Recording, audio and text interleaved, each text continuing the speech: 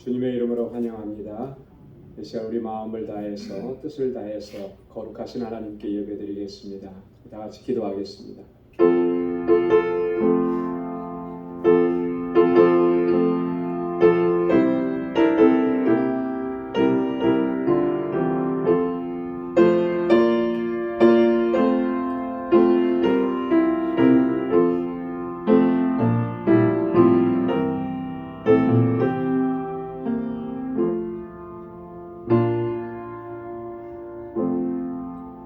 여호와께서 기다리시나니 이는 너희에게 은혜를 베풀려 하시며 일어나시리니 이는 너희를 긍휼히 여기려 하심이라.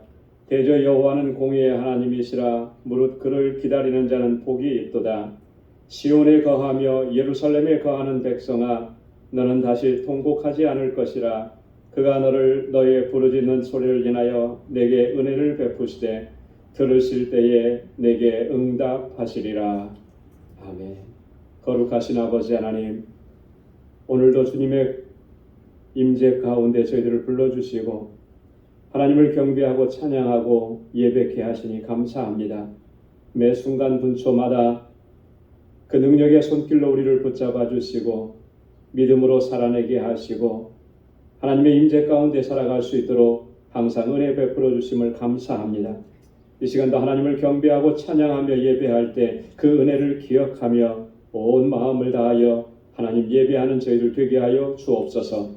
우리의 연약함과 우리의 허물과 죄악들을 주의 십자가의 보혈로 깨끗하게 씻어주시고 우리를 다시 거룩하게 하셔서 하나님 받으시기에 합당한 예배 주님께 올려드리는 저희들 되게 하여 주옵소서.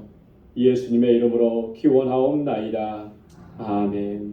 전능하사 천지를 만드신 하나님 아버지를 내가 믿사오며 그 외아들 우리 주 예수 그리스도를 믿사오니 이는 성령으로 잉태하사 동정녀 마리아에게 나시고 본디오 빌라도에게 고난을 받으사 십자가에 못 박혀 죽으시고 장사한 지 사흘 만에 죽은 자 가운데서 다시 살아나시며 하늘에 오르사 전능하신 하나님의 우편에 앉아 계시다가 저리로서 산 자와 죽은 자를 심판하러 오시리라.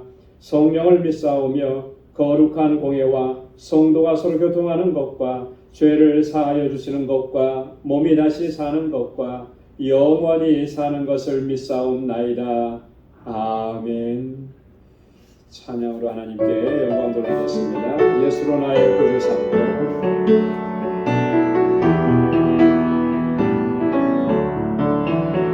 예수로 나의 구주 삼고 성령과 피로써 거듭나니 이 세상에서 내 영혼이 하늘의 영광 누리도다. 이것이 나의 간증이요 이것이 나의 찬송일세. 나 사는 동안 끊임없이 우주를 찬송하리로다. 온전히 주께 맡긴 내 영 사랑의 음성을 듣는 중에 천사들 왕래하는 것과 하늘의 영광 보리로다. 이것이 나의 간증이요 이것이 나의 찬송일세. 나 사는 동안 끊임없이 구주를 찬송하리로다. 주 안에 기쁨 들림으로 마음의 풍랑이 잔잔하니 세상과 나는 강도 없고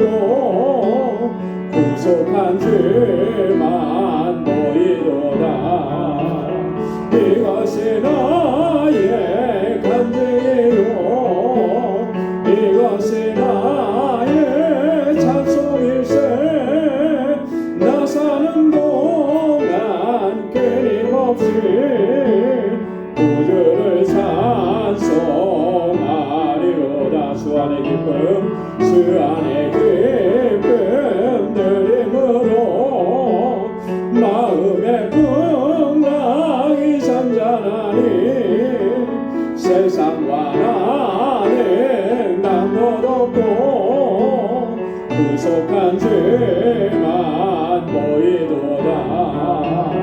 이것이 나의 간증이요 이것이 나의 찬송일세. 나 사는 동안 끊임없이 구주를 찬송하리로다. 아멘. 은혜가 풍성한 하나님을 믿는 자 한 사람 한 사람 어제나 오늘도 언제든지 편찮고 보호해 주시네.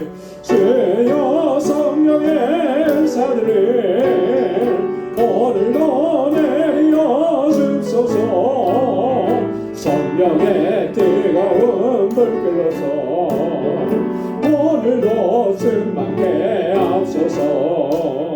성욕과 죄악에 물든 마음을 성령의 불길로 태우사. 정결케 앞서서 태우소서. 깨끗게 하여 주옵소서. 주여 성령의 은사들을 오늘도 내려 주소서. 성령의 뜨거운 불길로서 오늘도 충만케 앞서서. 희생의 제물로 돌아가신 우리 주 예수님이시여 구속의 은혜를 내리시사 오늘도 구원해 주소서. 주여 성령의 은사들을 오늘도 내려 주소서. 성령의 뜨거운 불길로서 오늘도 주님의 기쁘신 은혜만을 세상에 널리 전하리라. 하늘의 능력과 권세로서 일변이옵소서. 주여 성령의 은사들을 오늘도 내려 주소서. 성령의 뜨거운 물길로서 오늘도 충만케 하소서. 사절이요. 주님의 기쁘신 은혜만을 세상에 널리 전하리라. 하늘의 능력과 권세로서 오늘도 입혀 주옵소서. 주여 성령의 은사들을 오늘도 내려 주소서. 성령의 뜨거운 불길로서 오늘도 입혀 주옵소서. 아멘.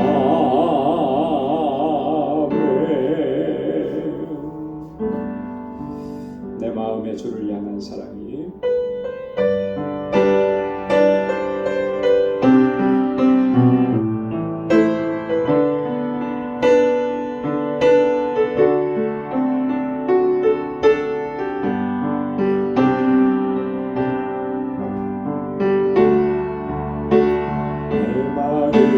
주 향한 사랑이 나의 말엔 주가 주신 진리로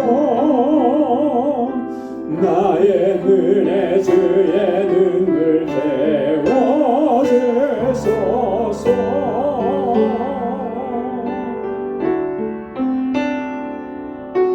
내 입술에 찬양의 향기가 그 손에는 주를 닮은 섬김이 나의 삶의 주의 흔적 나게 하소서.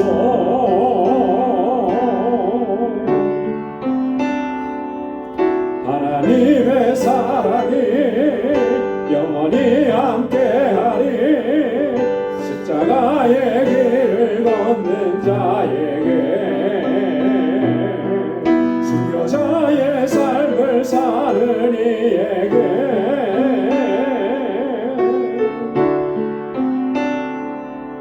조롱하는 자들은 세상 유혹 속에도 주의 순결한 신부가 되리라. 내 생명 주님께 드리리. 다시 한번 하겠습니다. 내 마음에 주를 향한 사랑이 나의 말엔 주가 주신 진리로 나의 은혜 주의 눈물 채워주소서.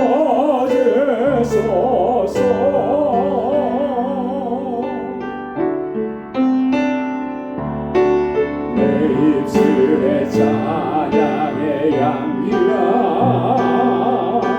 두 손에는 주를 닮은 섬김이 나의 삶의 주의 흔적 함께 하소서.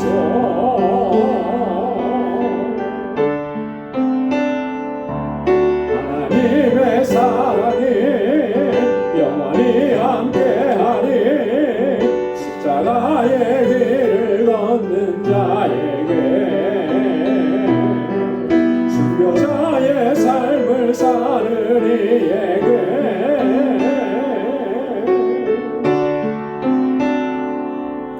조롱하는 소리와 세상 유혹 속에도 주의 순결한 신부가 되리라. 내 생명 주님께 내 생명 주님께 드리리. 아멘. 우리 찬양의 가사처럼 우리의 모든 생명 나의 모든 것 주님께 드릴 수 있기를 소망합니다. 우리 이 시간 다같이 통성으로 함께 기도하겠습니다. 교회를 위해서 우리 교회에 세우신 하나님의 뜻을 온전하게 이루어가는 우리 공동체 되고 세우신 주의 종들과 하나님의 신실한 일꾼들을 위해서 기도해 주시고 우리 주일학교와 유스그룹 EM을 위해서 우리 교사들과 우리 전도사님 위해서 함께 기도해 주시고 7월에 있을 우리 멕시코 단기 선교 위해서 함께 기도해 주시기 바랍니다. 우리 선교지를 위해서 선교사님들을 위해서 함께 기도해 주시고 우리 교우들 중에 육신에 연약한 분들 여러 가지 경제적인 어려움으로 고통을 당하는 이들 하나님께서 치료해 주시고 회복해 주시도록 또 우리가 살아가고 있는 이 땅을 위해서 하나님께서 세우신 그러한 귀한 뜻을 잘 감당해 나가는 우리 모든 믿음의 권속들이 되기를 위해서 오늘 이 시간 가지고 나온 우리 간절한 기도의 제목을 가지고 이 시간 다 함께 통성으로 기도하겠습니다.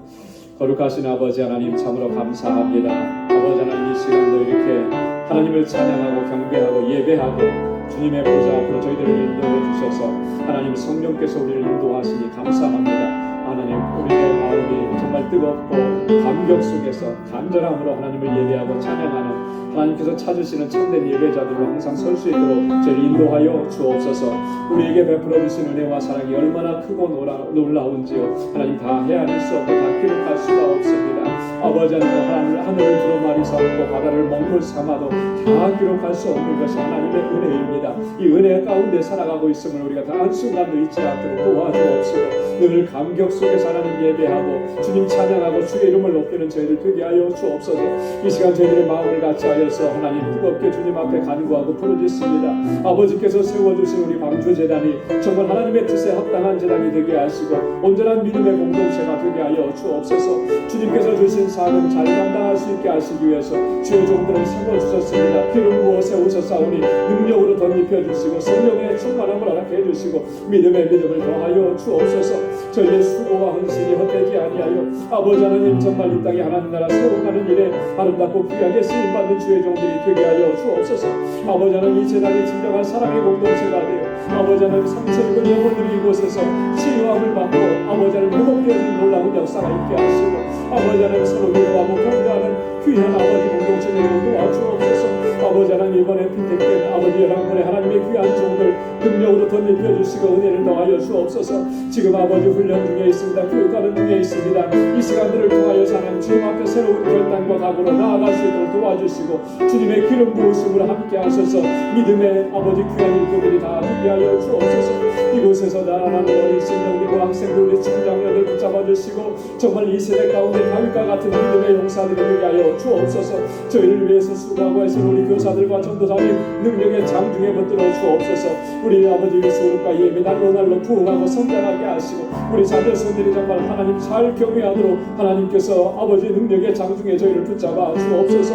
오 하나님 아버지 우리 사랑하는 지체들 아버지께서 긍휼히 여겨주시고 불쌍히 여겨주시고 저들의 곤고한 상황을 주님 아시오니 하나님 치료하여 주시고 아버지 주님의 위로와 평강으로 함께하여 주옵소서. 믿음으로 나아가게 하시고 아버지 소망의 주님을 바라볼 수 있게 하시고 끝까지 아버지 하나님의 승리의 길로 걸어갈 수 있도록 하나님의 전신갑주로 온전하게 무장시켜 주옵소서. 주님의 손길로 만져주셔서 치료하여 주시고 온전한 회복의 은혜를 더하여 주옵소서. 우리 단기 성경을 준비하고 있습니다. 하나님 주여 주님의 사랑으로 함께 하시고 정말 주의 복음을 들고 나아가는 저희들 되게 하여 주옵소서. 우리 온 성도들의 마음 같으서 같이 할 수 있도록 도와주시고 특별히 19명의 선교단원들 한 사람 한 사람 위에 성령의 기름 부으심으로 함께 하여 주시고 주의 능력으로 덧입혀 주옵소서. 우리 알라메다 선교지 하나님께서 은혜 더하시고 아버지 방주교회 세우셨사오니 하나님 구원의 방주가 되어서 그 지역의 영혼들을 하나님 구원으로 인도하는 놀라운 역사가 있게 하시고 우리 선교사님들 아버지 함께하는 동역자들 하나님 은혜와 능력으로 덧입혀 주옵소서. 이 시간 아버지 주님 앞에 아버지 우리의 간절한 기도의 제목을 가지고 나와 부르짖고 간구합니다. 아버지 하나님 저희의 기도를 들어주시고 아버지 하나님 선하신 하나님의 응답을 허락하여 주옵시고 매일매일 순간순간이 주님과 동행하고 주님과 함께하는 여정이 되도록 도와주옵시고 이 신앙의 여정을 끝까지 잘 달려갈 수 있게 하여 주시옵소서. 오늘도 주님의 말씀을 우리를 새롭게 하여 주시사 하나님의 말씀에 은혜가 가득한 이 시간 되도록 은혜 베풀어 주옵소서. 모든 것 감사합니다. 예수님의 이름으로 간절히 기도드리옵나이다. 아멘. 할렐루야. 하나님께서 은혜 더하여 주실 줄 믿습니다. 오늘 이제 말씀으로 함께 은혜 나누는 시간입니다. 오늘 묵상할 하나님의 말씀은 고린도후서 제2장 1절에서 11절까지 말씀입니다. 고린도후서 제2장 1절에서 11절까지 한 절씩 교독하겠습니다. 내가 다시 근심으로 너희에게 나아가지 않기로 스스로 결단하였노니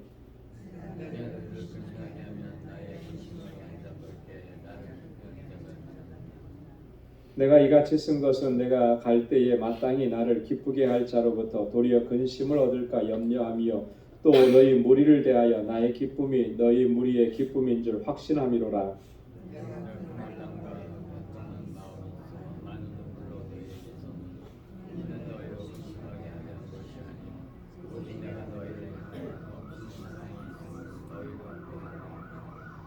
근심하게 한 자가 있었을지라도 나를 근심하게 한 것이 아니요 어느 정도 너희 무리를 근심하게 한 것이니 어느 정도라 하면 내가 너무 심하게 하지 아니하려 함이라. 그런즉 너희는 차라리 저를 용서하고 위로할 것이니 저가 너무 많은 근심에 잠길까 두려워하노라. 너희가 범사에 순종하는지 그 증거를 알고자 하여 내가 이것을 너희에게 썼노라.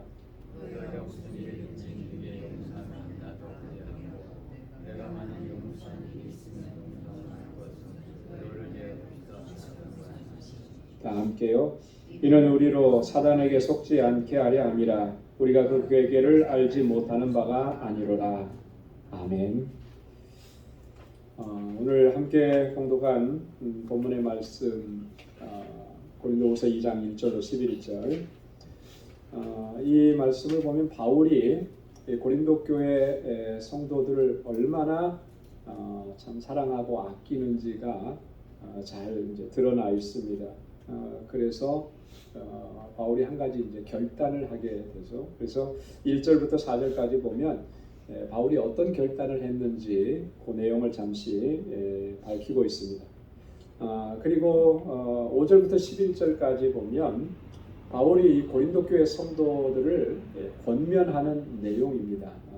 권면하는 내용인데 그 권면의 핵심은 뭐냐면 사랑으로 행하라라고 하는 거예요. 사랑으로 행하라. 이 사랑으로 행하는 것이 얼마나 중요한지를 오늘 본문을 통해서 우리에게 또 말씀을 해줍니다. 왜 사랑으로 행해야만 하는지, 사랑으로 하지 않게 되면 어떤 결과가 나타나게 되는지, 이런 내용들을 지금 본문에서 이야기하고 있는 것입니다. 오늘 본문의 내용을 우리 같이 좀 살펴보도록 하겠습니다. 먼저 첫 번째 부분인데요. 1절부터 4절까지 바울이 결단하고 있는 내용들에 대한 것입니다. 1절에 보면 내가 다시 근심으로 너희에게 나아가지 않기로 스스로 결단하였노니 그랬습니다. 너희에게 나아갈 것인데 내가 근심으로 너희에게 나아가지 않겠다, 그렇게 결단했다라고 하는 거죠. 지금 바울이 고린도 교회를 향해서 가겠다라고 지금 얘기하잖아요. 이렇게 지금 고린도 교회를 방문하는 이 방문 계획은 바울이 고린도를 지금 세 번째로 방문하는 그런 계획입니다. 첫 번째 고린도 지역을 방문했을 때는 거기에서 복음을 전하고 고린도 교회를 설립을 했죠. 그리고 거기서 목회를 했습니다. 그리고 나서 두 번째 고린도 교회에 어떤 여러 가지 문제가 있고 그랬을 때 두 번째 이제 방문을 하게 됩니다.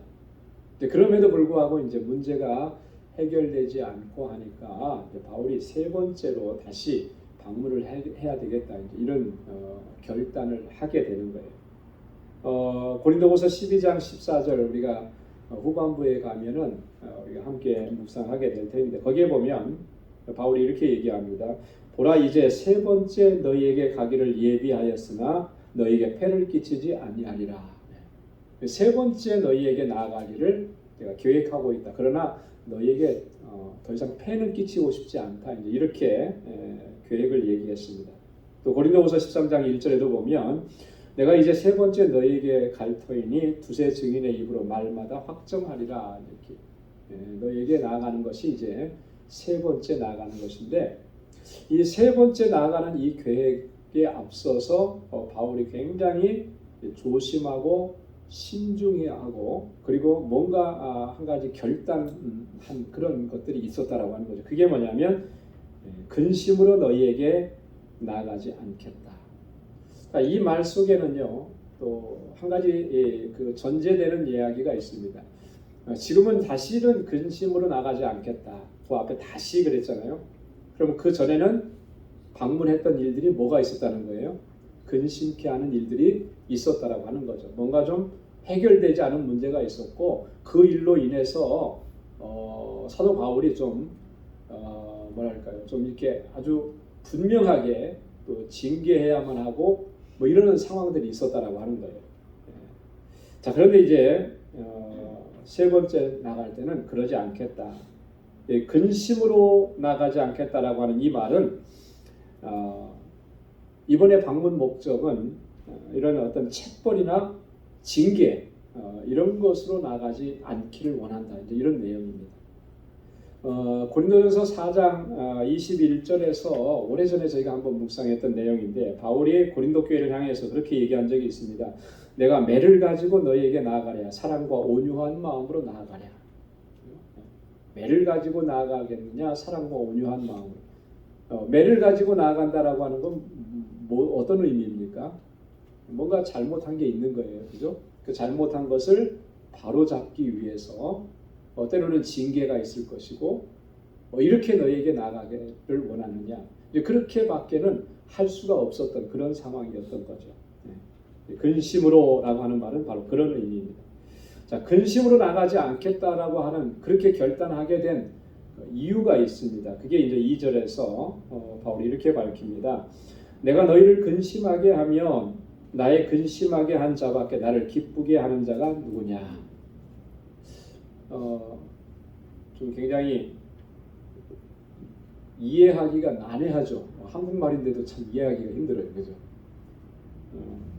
내가 너희를 근심하게 하면 나의 근심하게 한 자밖에 나를 기쁘게 하는 자가 누구냐? 뭔가 좀 굉장히 이해하기가 어려운데 공동 번역을 보면 아주 좀 잘 번역을 한 것 같아요. 이런 구절에 있어서는 공동 번역은 이렇게 번역을 했습니다. 나를 기쁘게 해줄 수 있는 사람은 여러분밖에 없습니다. 그런데 내가 여러분의 마음을 아프게 한다면 나를 기쁘게 해줄 사람에게 슬픔을 안겨주는 셈이 되지 않겠습니까? 자, 이 말은 조금 쉽게 이해가 되죠. 바울이 이런 의미로 지금 말을 한 거예요. 고린도 교회 성도들은 바울에게는 참 큰 기쁨이었다라고 하는 거죠. 자, 큰 기쁨이었는데 저들을 아프게 하고 저들을 근심하게 하고 이렇게 한다면 결국에는 여러분들에게 슬픔을 안겨다 주는 거 아니겠습니까? 여러분들은 나를 기쁘게 하는 사람들이었는데 여러분들을 슬프게 하고 고통스럽게 하고 괴롭게 하고 아프게 하고 이렇게 하고 싶지 않다라고 하는 그런 말입니다. 바울은 언제나 이 고린도 교회 성도들을 향해서 그들이 정말 믿음 생활 잘 하도록 도와주고 격려하고 위로하고 그렇게 하기를 늘 힘써 왔습니다. 이게 어떻게 보면 목회자의 진정한 그런 자세인 거죠. 우리가 저지난번에 고린도후서 1장을 우리가 마지막 부분을 묵상하면서 바울이 이렇게 얘기한 것을 우리가 같이 읽어봤습니다. 고린도후서 1장 24절에 보면 우리가 너희 믿음을 주관하려는 것이 아니요 오직 너희 기쁨을 돕는 자가 되려 함이니 그래요. 우리는 너희의 믿음을 주관하고 우리가 좌지우지하고 우리의 명령대로 너희가 따라야 되고 그래서 마치 그 주인이 종을 부리듯이 이렇게 주관하려고 하는 것은 전혀 아니다라고 하는 거예요. 그럴 마음도 그런 생각도 없다라고 해요. 우리가 오직 너희가 기뻐하는 일, 너희에게 기쁨이 되는 일, 너희가 그리스도 안에서 하나님의 사랑 안에서 그 기쁨과 평강을 누릴 수 있도록 우리는 돕는 자가 되려 합니다. 바울이 그렇게 분명히 했거든요. 자, 그렇기 때문에 지금도 근심으로 나아가게 되면 저들이 아프고 고통스러울 텐데 그런 일이 일어나지 않기를 바란다라고 하는 거예요. 그래서 내가 너희에게 나아갈 때 근심으로 나아가지 않으려고 결단을 했다. 그만큼 그래서 이 고린도 교회를 다시 방문하는 것을 좀 늦추는 거예요. 그리고 이 편지를 쓰는 겁니다. 그래서 이 편지를 써서 이 편지가 효력이 있고 효과가 있기를 기대하는 거죠. 왜냐하면 이 편지를 받아들고 고린도 교회 성도들이 깨닫고 다시 잘못한 부분들을 회개하고 또 공동체 안에 잘못된 것들이 있다면 바로 잡고 그렇게 해서 다시 만났을 때는 정말 서로 간에 기쁨으로 만날 수 있기를 그런 것을 기대한다라고 해요. 그래서 내가 근심으로 나아가지 않기로 결단했다. 바울이 그렇게 얘기하는 거예요. 여러분 우리 목회자는 그렇습니다. 본질적으로 우리 공동체의 지체들 성도님들을 믿음 생활 잘하고 하나님 안에서 주시는 은혜와 평강을 누리도록 돕는 자의 역할을 하는 거예요. 마찬가지로 여러분 공동체 안에서 우리 리더들은요 우리 지체들을 돕는 자인 거예요. 그래서 연약한 사람들이 있으면 다시 힘을 돕고 용기를 갖게 하고 믿음 안에서 일어서게 하도록 그래서 돕고 섬기고 이런 일들이 정말 이렇게 왕성하게 일어나는 교회, 그 교회가 진정으로 건강한 교회고 또 하나님의 은혜로 충만한 교회라고 말할 수가 있는 거죠. 우리 방주교회가 정말 진정으로 그런 공동체가 될 수 있기를 소망합니다. 자, 그 다음에 3절에 보면 바울이 염려하지만 또 확신하는 것이 하나 있다 이렇게 얘기하는데요. 내가 이같이 쓴 것은 내가 갈 때에 마땅히 나를 기쁘게 할 자로부터 도리어 근심을 얻을까 염려하며 바울이 염려했던 한 가지는 바로 이런 거예요. 나의 기쁨이 되는 그 사람들로부터 오히려 근심을 얻게 될까봐 그게 염려가 된다라고 하는 거죠. 그렇잖아요. 정말 이 고린도 교회 성도들이 믿음 안에서 진리를 붙잡고 또 하나님 잘 경외하고 있으면 얼마나 큰 기쁨이 되겠습니까? 그런데 여전히 고린도 교회가 문제가 많아요. 근데 그 문제가 바울이 편지도 쓰고 사람도 보냈었고 디도를 보냈었잖아요. 디모데도 보냈었고 그런데 여전히 그 문제가 해결되지 않고 있다면 그게 얼마나 정말 마음 아픈 일이 되고 근심이 되겠는가. 이런 것들이 사실 염려가 된다. 이게 바울이 이제 염려였던 것이죠. 그러면서 이 고린도 교회를 장차 방문하게 될 때 우리가 서로 피차간에 기쁨이 되기를 소망한다라고 하는 거예요. 근데 나는 분명히 그렇게 될 것이라고 확신한다라고 하는 얘기죠. 또 너희 무리를 대하여 나의 기쁨이 너희의 무리의 기쁨인 줄을 내가 확신하노라 했습니다. 하나님께서 그렇게 인도해 주실 것을 확신하면서 그렇게 이 편지를 지금 보내고 있는 것입니다. 4절에 보면 또 이 편지를 보내면서 바로 앞전에 어떤 편지를 보냈었는지를 다시 한번 얘기하는데요. 내가 큰 환난과 애통한 마음이 있어 많은 눈물로 너희에게 썼노니 이는 너희로 근심하게 하려 하는 것이 아니요 오직 내가 너희를 향하여 넘치는 사랑이 있음을 너희로 알게 하려 함이라 그랬어요. 내가 큰 환난과 애통한 마음이 있어서 애통해서 눈물로써 너희에게 편지를 썼다. 이게 어떤 편지라 그랬죠? 고린도 전서와 고린도 후서 사이에 있는 두 번째 편지. 이 편지는 눈물의 편지라 그랬어요. 얼마나 정말 안타까웠으면 마음이 아팠으면 바울이 이런 마음을 가지고 편지를 한자 한자 써 내려가는데 눈물로 써 내려갔다. 눈물로 써. 예전에 문득 그런 가사 떠오르네요. 가요 중에 눈물로 쓴 편지를 사랑하는 사람을 떠나보냈는지 잘 모르겠어요. 갑자기 떠오르는데 그런 눈물이 아니고 고린도 교회 성도들을 안타까워하며 마음이 아프고 그죠? 이 고린도 교회 성도들을 생각하면은 너무나 이렇게 마음이 아파서 저절로 눈물이 나는 거예요. 그런 심정으로 이렇게 편지를 썼다는 거예요. 너희를 근심하게 하려고 한 것은 아니다. 아마 그 편지는 굉장히 좀 강했던 것 같아요.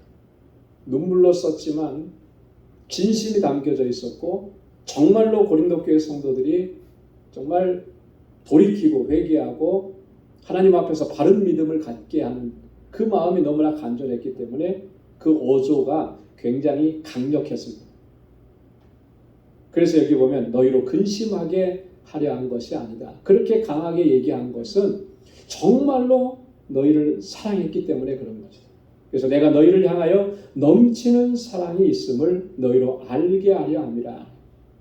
정말 사랑해서 아껴서 그렇게 한 것이지 너희로 하여금 근심하게 하고 낙심하게 하고 절망하게 하려고 그렇게 쓴 것이 아니다라고 하는 거예요. 여러분 바울이 고린도 교회 성도들을 정말로 아끼고 사랑한다라고 하는 것이 이 한 구절 속에 나타나 있는 것이죠. 여러분 우리가 공동체 안에 있으면서 서로가 서로에 대해서 그런 마음을 우리가 회복하고 그 마음으로 또 서로를 섬기고 또 그렇게 함께 믿음의 길을 걸어가야 할 줄로 믿습니다. 그래서 정말 누군가를 잘못한 부분을 보면 그것을 책망하고 지적하고 비판하기에 앞서서 안타까운 마음을 가져야 하는 거죠. 같이 우리가 믿음의 공동체로 함께 생활하면서 달려가는데 그런 마음, 그런 모습을 볼 때 정말 불쌍히 여기는 마음이 먼저 들어야 되는 거예요. 그래야 우리가 정말 가족 안에서는 어떻습니까, 여러분? 건강한 가족이면 여러분의 자녀들이 잘못된 길로 가고, 그죠? 부모님의 말씀 안 듣고 하지 말라는 것만 하고 갔을 때 그런 자녀들을 여러분 정죄합니까? 비판합니까? 안 그러잖아요. 그죠? 만약에 그런 가정이라면 그건 이미 가정이 아닌 거죠.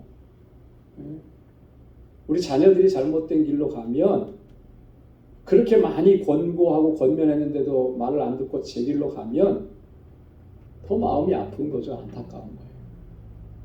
우리 공동체가 그리스도 안에서 한 가족이라 그랬는데 여러분 이런 모습들을 우리가 회복해야 되지 않겠느냐라고 하는 거죠. 바울이 지금 고린도 교회를 바라보면서 그런 심정으로 지금 편지를 한자 한자 눈물로 써내려갔던 거거든요. 여러분 이렇게 이 사랑의 마음이 전달이 되면 그 회복의 역사가 일어나게 되는 줄로 믿습니다. 그래서 우리의 공동체도 함께 가는 공동체예요. 그렇죠? 함께 그 2인 3각, 뭐 3인 4각 그런 경기가 있더라고요. 이렇게 다리를 묶고 이렇게 달리게 하는 거잖아요. 그렇죠? 근데 거기 보면은 누가 앞서거나 누가 뒤처지거나 하면은 제대로 갈 수가 없어요. 같이 보조를 맞춰서 한 발 한 발짝 그 박자를 맞춰서 가야 됩니다. 그러면은 아프지도 않고 넘어지지도 않고 함께 잘 갈 수가 있는. 여러분 우리 공동체 안에서 우리 신앙의 여정은 바로 그런 모습이어야 되지 않겠느냐 하는 것이죠. 오늘 우리 사도 바울의 이런 모습을 보면서 우리가 어떻게 공동체 안에서 섬기고 또 주신 사명을 감당해야 되는지 다시 한번 깊이 또 생각해 보기를 소망합니다. 자, 그 다음에 5절부터 11절까지는 바울이 고린도 교회 성도들에게 한 가지 중요한 권면을 합니다. 그것은 사랑과 위로의 권면인데요. 먼저 바울이 자신의 그 관용적 태도에 대해서 먼저 이야기합니다. 5절과 6절에 보면 근심하게 한 자가 있었을지라도 나를 근심하게 한 것이 아니요 어느 정도 너희 무리를 근심하게 한 것이니 어느 정도라 하면 내가 너무 심하게 하지 아니하려 함이라. 이런 사람이 많은 사람에게서 벌 받는 것이 족하도다. 그렇게 얘기했습니다. 근심하게 한 자가 있었다라고. 이 고린도 교회 공동체 안에는 바울과 또 이 고린도 교회 또 다른 지체들을 근심하게 하고 고통스럽게 하는 그런 사람들이 분명히 있었다라고 하는 것이죠. 그런데 바울 자신에게만 근심하게 한 것이 아니라 이 공동체 안에도 그런 근심을 주었다라고 하는 거예요. 근데 그런 근심하게 한 것을 내가 어느 정도라 이렇게 얘기하는 겁니다. 바울이 그렇게 얘기해요. 어느 정도라. 왜 그렇게 얘기하느냐면 너무 심하게 하지 아니하려 함이라. 이런 사람은 많은 사람에게서 벌 받은 것 그것으로 족하다. 이렇게 얘기를 하는 거예요. 여러분 이 바울이 이렇게 말하는 의도는 뭐냐면 이런 거예요. 바울의 궁극적인 목적, 바울이 기대하는 바는 범죄한 사람들이 회개하고서 믿음 안에서 다시 견고하게 서서 회복되어지는 것, 이게 바울의 궁극적인 목적이라고 하는 거예요. 이 공동체 안에 비록 근심하게 하고 서로 상대방을 아프게 하고 그래서 고통을 가져다주는 그런 사람들이 있을지언정 바울이 그들을 경계하고 징계하고 책망하는 그 궁극적인 목적은 저들이 정말 돌이키고 회개해서 믿음 안에서 바로 서라는 것이죠.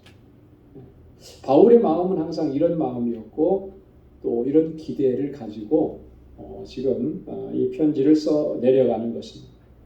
여러분 징계라고 하는 것이 필요합니다. 그죠? 잘못한 부분에 있어서는 반드시 징계가 있어야 되겠죠. 징계가 없으면 어떻게 되겠습니까? 점점 더 심각한 문제가 더 심각해지게 되는 거예요. 내가 무슨 잘못을 했는지 알지 못하고 깨닫지 못하고 더 이렇게 심각해지는 거예요. 한국에서 좀 이상한 법이 하나 있더라고요. 뭐냐면 촉법소년이라는 거 있어요. 들어보셨어요? 촉법소년? 이 촉법소년이라는 게 제가 뭐 자세히는 모르겠는데 대충은 이런 거더라고요. 한 10살에서 14살, 그러니까 만 14살 밑에 되는 그런 아이들이 어떤 그 범죄를 저질러도 그 범죄를 저지르면 보통 이 형사법에 의해서 이렇게 재판을 하게 되고 그러는데 그런 재판으로 넘겨지지가 않는 거예요. 아직 나이가 안 됐다 그래서 이 교화시키고 지도하는 이렇게 그러니까 범죄를 저지른 거에 비해서 사실 형벌이라고 하는 것이 굉장히 미약한 거예요. 근데 그런 교화나 지도나 이런 것도 제대로 안 돼요. 그러다 보니까 어떤 현상이 벌어지느냐면 요즘에 13살, 14살 가까이 되면 애들이 커요. 그죠? 그런데 심각한 그런 문제들을 저지르는 거예요. 그리고 상당히 심각한 그런 피해를 입히고 그래 놓고도 얘네들이 뭐라 그러냐면 너무나 뻔뻔해요. 나는 촉법소년이라 나를 감옥에 못 보낸다. 아주 당당하더라고요. 그러면서 제가 어떤 영상을 하나 봤는데 경찰관을 막 때리더라고요. 경찰관한테 나 해보려면 해보라 그러고 자기가 이길 수 있다고 막 이러면서 그게 영상에 보도되잖아요. 여러분 이 공권력을 아주 그렇게 우습게까지 알아요. 여러분 왜 그런 현상이 벌어졌겠습니까? 내가 이렇게 잘못해도 나를 처벌하지 않는다. 처벌할 수 있는 법이 없다. 이러니까 세상 무서운 줄 모르는 거예요. 만약에 그런 걸 그대로 방치해두면 이 아이가 커서 어떻게 되겠느냐라고. 잘못을 했는데도 잘못했다고 징계하지 않고 나무라지 않고 어리니까 소년이니까 그렇게 넘겨버리면 나중에 커서 어른이 되면 정말 심각해질 수가 있는 거예요. 그래서 사실 징계는 필요한 거예요. 징계는 필요한데 근데 과연 징계의 본질적인 목적이 뭐냐라고 하는 거죠. 왜 징계하느냐는 거예요. 잘못한 것을 책벌하는 거 거기에 그쳐서는 안 된다라고 하는 것이죠. 그러니까 징계는 회복이 궁극적인 목적인 것입니다. 그렇기 때문에 징계가 행해질 때는 항상 뭐가 따라가야 되느냐면 사랑이 따라가야 되는 거예요. 사랑이 빠진 징계는 회복시킬 수가 없어요. 사랑이 빠진 징계는 한 사람을 파멸로 이끌어가는 그러나 사랑으로 행해지는 모든 징계들은 그 가운데서 온전한 회복의 역사가 일어나게 되는 줄로 믿습니다. 그래서 7절에 보면 용서하고 위로할 것이라 그렇게 권고합니다. 그런즉 너희는 차라리 저를 용서하고 위로할 것이니 저가 너무 많은 근심에 잠길까 두려워하노라. 바울이 염려하는 것은 이 부분이에요. 너무 많은 근심에 잠길까 두려워하노라. 여기서 말하는 근심이라고 하는 그 부분은 이런 겁니다. 지나친 징계로 인해서 낙심하게 되고 또 이 믿음의 공동체, 신앙 공동체 안에서 징계니까 이런 지나친 징계가 이루어지게 되면 결국 신앙을 잃어버리게 되고 교회 공동체와의 관계마저도 포기해버리는 이런 일들이 발생할 수 있는 것, 그것을 염려하고 두려워한다. 여러분 이런 일들이요 안 일어나는 것 같지만 그러나 종종 일어나요. 우리 교회는 지금까지 24년 동안 한 번도 징계나 이런 것들이 없었어요. 그럴 만한 사건이나 상황이 없었기 때문에. 그런데 어떤 교회들은 가보면 노예 안에서 저희가 이제 같이 활동하니까 어떤 교회 안에 보면은 교회 안에서 일어나는 그 분쟁이나 다툼 이런 것들로 인해서 이런 징계 절차가 진행되는 교회들이 종종 있게 됩니다. 그런데요, 거의 대부분인 것 같아요. 징계 절차가 진행이 돼서 징계를 실시하게 되면 그 공동체 안에 남아있지를 못하더라. 다 떠나가더라. 그럴 것도 같아요. 그죠? 공동체 안에서 내가 어떤 데서 징계를 받았다 그러면 잊고 싶지 않은 그런 마음이 생길 수도 있을 것 같아요. 인간적으로 보면. 자, 그런데 그렇게 돼서 교회 공동체를 떠나는데 더 심한 경우에는 신앙생활도 떠나버리는 거예요. 그게 상처가 되고 그게 아픔이 돼서. 이게 뭘 보여주는 것이겠습니까? 만약에 이런 결과를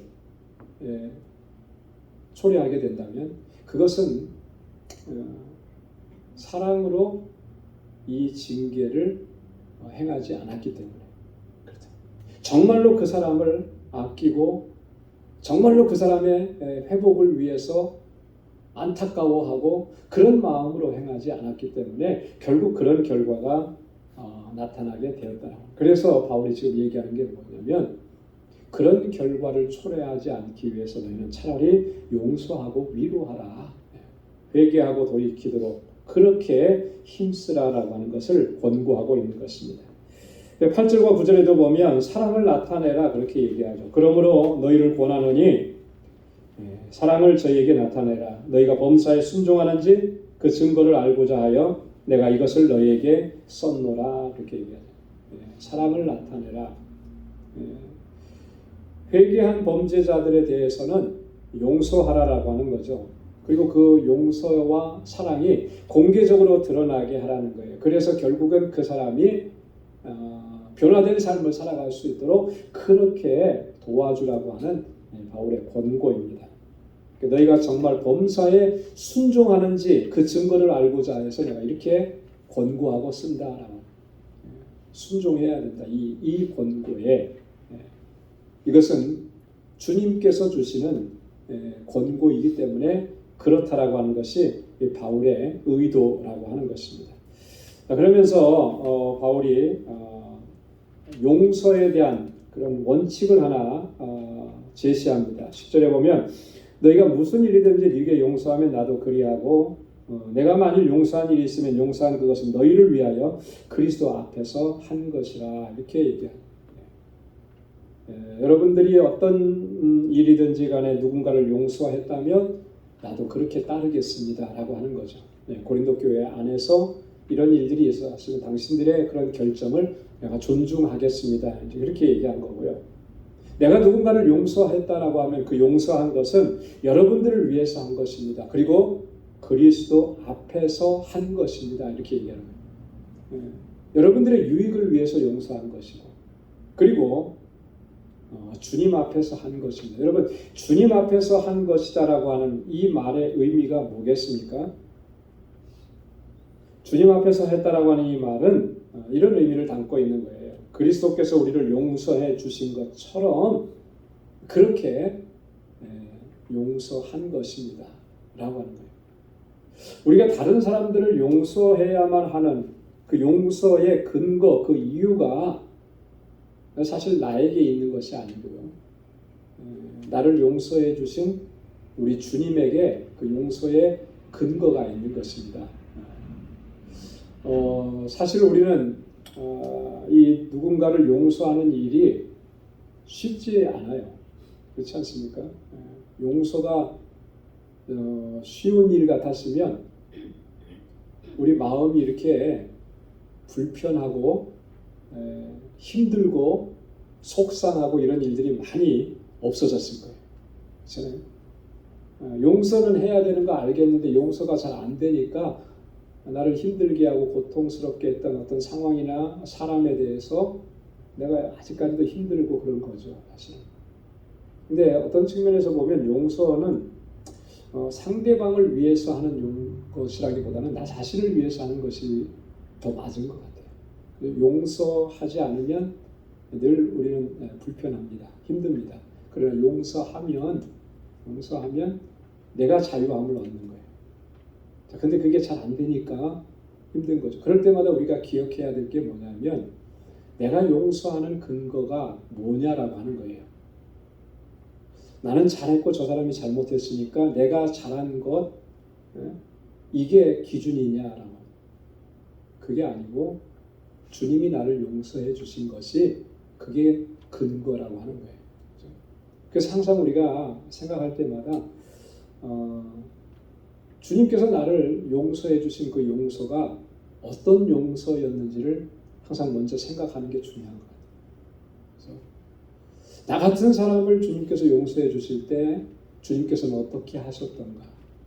과연 내가 주님 앞에 그런 용서를 받을 만한 자격이 있는 사람이었던가? 그럼에도 불구하고 주님께서 나를 용서해 주셨고, 그 주님께서는 우리에게 말씀하시고 명령하신 것이 용서하라라고 그러죠. 그렇죠? 얼마만큼 용서하면 되겠습니까? 베드로가 물어봤잖아요. 그죠? 7번까지 하면 되겠습니까? 주님께서 뭐라고 말씀하셨죠? 70번씩 7번이라도 용서할지니라. 근데 우리는 그렇게 할 수 없습니다. 우리는 그렇게 항변할 때가 참 많아요.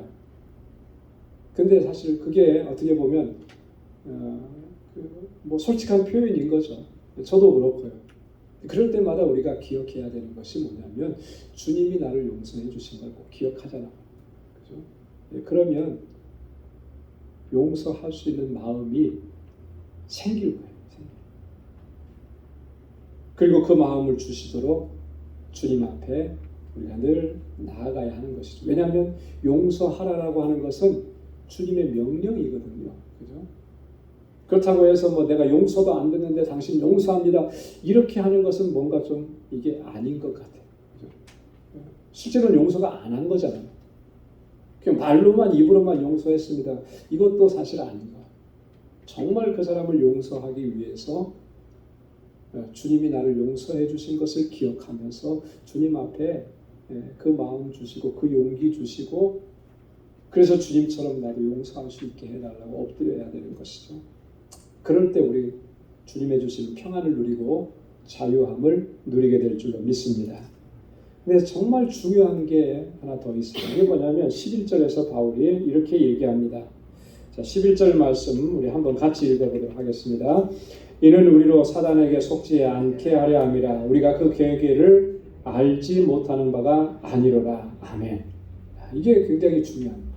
이는 우리로 사단에게 속지 않게 하려 함이로라. 도대체 무슨 의미로 바울이 이런 얘기를 했을까요? 사단에게 속지 않는다. 여러분 여기서 보면은 사단의 속성이 이제 나오죠. 그죠? 사단은 어떤 존재라고 하는 거예요? 속이는 존재. 사단은 속이는 존재, 거짓말쟁이. 얼마나 거짓말을 잘하는지 그 거짓말에 지금까지 인류가 속아 넘어갔어요. 그죠? 요한복음 8장 44절에 보면은 거짓의 아비라 그렇게 얘기해요. 사단은 마귀를 거짓의 아비라. 모든 거짓된 것을 진짜인 것처럼 해서 속이는 거예요. 그래서 거기에 많이 넘어갔고 우리 인류가 다 어떻게 보면 넘어갔다라고 해도 과언이 아닐 거예요. 여기서 말하는 사단에게 속는다라고 하는 이 말이 의미하는 바가 뭐냐라고 하는 거죠. 바울이 지금까지 뭐에 대해서 쭉 얘기했습니까? 징계하는 문제에 대해서 얘기했잖아요. 잘못한 것에 대해서 이렇게 했다. 여러분 이 징계 속에 아까도 말씀을 드린 것처럼 사랑이 빠져 있어서 징계를 위한 징계가 되면 그것은 사단에게 속는 결과를 초래한다라고 합니다. 사랑이 없는 공의, 사랑이 빠진 공의, 그것이 사단에게 속는 것이다. 이렇게 얘기합니다. 여러분 공의라고 하는 것은 뭐 쉽게 얘기하면 이런 거예요. 죄에 대해서 잘못된 것에 대해서 반드시 그 책임을 묻는 것이 공의입니다. 그렇죠? 자, 그렇기 때문에 공의를 앞세우는 사람이 굉장히 의로워 보여요. 그래서 공의를 앞세우고 공의를 주장하는 사람의 입장에서 보면 그 공의대로 하지 않으면 다 잘못된 것으로 보인다. 그래서 아주 그거를 힘있게 주장합니다. 잘못된 것을 지적하고 판단하고 이걸 이렇게 해야 된다라고 얘기하고 거기에 맞지 않으면 다 그냥 잘라내고. 근데 그 공의 필요해요. 그런데 그 공의 안에 뭐가 들어가 있어야 되냐면 사랑이 있어야 됩니다. 사랑이 빠진 공의는 사람을 살리는 것이 아니고 사람을 죽이는 거예요. 자, 보십시오. 하나님께서 만약에 우리를 공의로만 판단하셨다면 과연 우리가 구원받을 수 있었겠는가? 하나님의 공의 앞에 설 수 있는 인간은 한 사람도 없는 거죠. 공의만 있었다면 우리는 다 심판을 이미 받았고 영원한 지옥에 떨어졌을 겁니다. 근데 하나님께서는 공의로만 판단하지 않으시고 무엇으로 우리를 불러주신 겁니까? 사랑으로 불러주시죠. 그래서 우리 찬양에도 예수님은 공의, 하나님의 공의다. 그죠? 근데 2절에 보면 예수님은 하나님의 사랑이다. 사랑과 공의는 같이 가는 거예요. 같이 가는 거.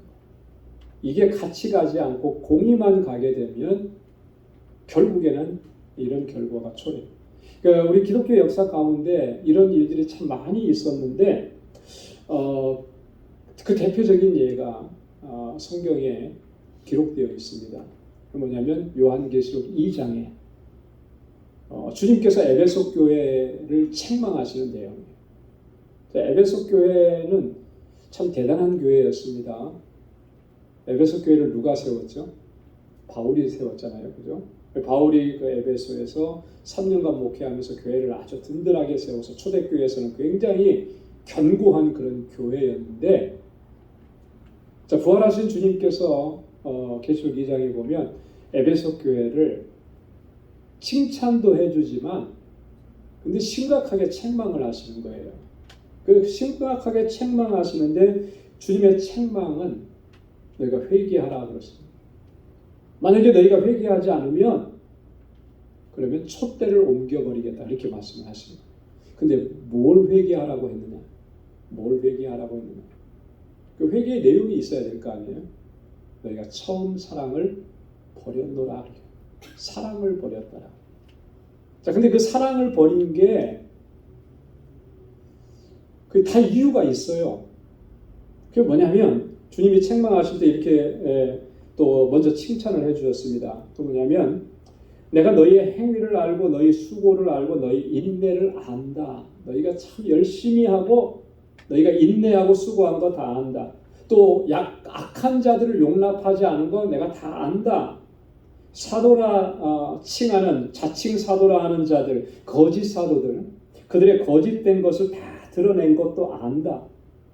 너희가 참고 견디고 게으르지 않은 거 열심히 한 거 다 안다. 이렇게 얘기하는 거예요. 자, 그런데 그렇게 열심히 하고 그렇게 진리를 수호하고 거짓된 것을 드러내가지고 그것을 쫓아내고 이런 일 많이 했는데 그러면서 뭘 잃어버렸느냐면 사랑을 잃어버렸다는 거예요. 사랑. 그런 일들을 통해서 많은 사람들이 상처를 받고 아픔을 겪고 고통을 당하고 이런 일들이 공동체 안에 일어난 거예요. 진리를 지킨다고 했는데 그러면 진리를 지키고 정의를 지키고 공의를 행하는 거 중요한데 또 놓치지 말아야 될 것이 사랑으로 행하는 거예요. 이 두 개가 같이 가야 되는 것인데 하나가 빠져버린 거죠. 그러니까 이 에베소 교회가 점점 사랑을 잃어버리니까 어떻게 돼요? 점점 냉랭해지는 거죠. 공동체가 생명을 잃어가게 되는 거예요. 이 에베소 교회 이 에베소 교회의 모습이 오늘 우리에게 참 교훈이 되는 겁니다. 그래서 정말 사랑이 빠지게 되면 어떤 결과를 초래하게 되는지 이것을 아주 분명하게 보여주는 거예요. 그래서 우리가 무슨 일을 하든지 또 서로를 세워주고 또 용서하고 격려해주고, 그죠?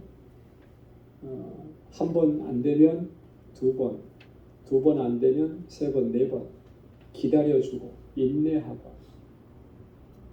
그런 열정과 그런 수고, 그런 헌신이 반드시 필요한 것입니다. 그랬을 때 우리 개인뿐만 아니라 우리 공동체도 정말 하나님께서 기뻐하시는 그런 믿음의 공동체, 또 하나님께서 주신 사명을 잘 감당할 수 있는 그런 공동체가 될 줄로 믿습니다. 사랑으로 충만해지는 우리 방주교회가 되고 그렇게 하나님 앞에 끝까지 쓰임 받는 우리 모두가 될 수 있기를 주님의 이름으로 축원합니다. 기도하겠습니다. 하나님 아버지 감사합니다. 오늘도 주님의 은혜와 사랑 가운데 저희들을 불러주시고 함께 주님을 찬양하고 또 기도하고 또 하나님의 말씀을 묵상할 수 있도록 은혜 주셔서 감사합니다. 주님의 사랑이 얼마나 크고 놀라운지 또 주님께서 허물과 죄로 죽은 저희들을 하나님께서 어떻게 사랑하셔서 주님의 자녀가 되게 하셨는지 또 우리의 허물과 죄를 어떻게 사해 주시고 용서해 주셨는지 다시 한번 기억할 수 있도록 도와주옵소서. 우리 방주 공동체가 정말 사랑으로 온전히 하나 되는 공동체가 되게 하여 주옵소서. 한 마음과 한 뜻이 되어서 주님께서 주신 귀한 이 사명들, 주님께서 주신 이 귀한 일들을 믿음으로 잘 감당해낼 수 있도록 도와주옵소서. 우리 사랑하는 권속들 한 사람 한 사람 주께서 능력의 장중에 붙들어 주시고 하나님 굳건한 믿음을 허락해 주셔서 세상에서 어떠한 일을 만나도 결코 흔들리지 않게 하시고 낙심하지 않게 하시고 항상 소망의 주님을 바라보고 믿음으로 달려갈 수 있는 저희들 되게 하여 주옵소서. 이제는 우리 주 예수 그리스도의 무한하신 은혜와 하나님 아버지의 크고 놀라우신 사랑과 성령의 위로 교통 충만하심의 역사가 주님의 사랑과 은혜에 덧입어 아름다운 공동체를 세워가고 주님 앞에 끝까지 충성하기로 헌신하고 결단하는 우리 방주의 모든 믿음의 권속들과 또 저들의 가정과 직장, 생업의 터전과 학업 위에 이제로부터 영원까지 함께 하시기를 간절히 축원하옵나이다. 아멘.